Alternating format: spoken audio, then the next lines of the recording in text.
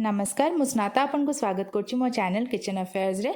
आज मु आपन मान का पई लाउ दहणा बा लाउ क्षीर संतुला रो रेसिपी नै कि आछि। बहुत ही टेस्टी लागे खाया को, झटपट बहुत कम टाइम रे बने और देह पई भी बहुत भलो। तो चलंतु आरंभ करबा और देखिनबा रेसिपी। लाउ दहणा बनेबा पई मु एठी आधा केजी रो लाउ नेछि। यार चोपा छड़ेई कि भलो भाबरे धोई कि एई भलिया छोट छोट खंड रे काटि कि नै नबा।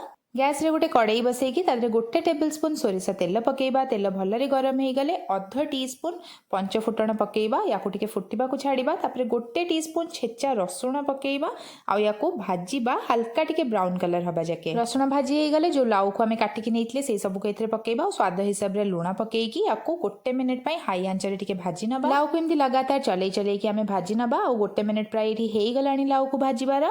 एबे गैस रे आंच को पूरा कम कर दबा और याकू घोड़ेई कि आमे कुक करबा जेते पर्यंत कि लाउ पूरा पूरी सिझी न जाईची। किछि समय परे एठी देखंतु लाउ हमर पूरा भलो भाबरे सिझी जाईची। तार जेते पानी सेटा भी मरि जाईची। लाउ रो पूरा पानी मरि कि भलो भाबरे सिझीबा जाके आमे याकू कुक करबा। तापरे एथरे आमे पकेबा 120 ml क्षीर। आगुरु फुटेई कि रखिथिबा क्षीर व्यवहार करिवे। एबे सब किछि को भलो भाबरे टिके मिसेई दबा।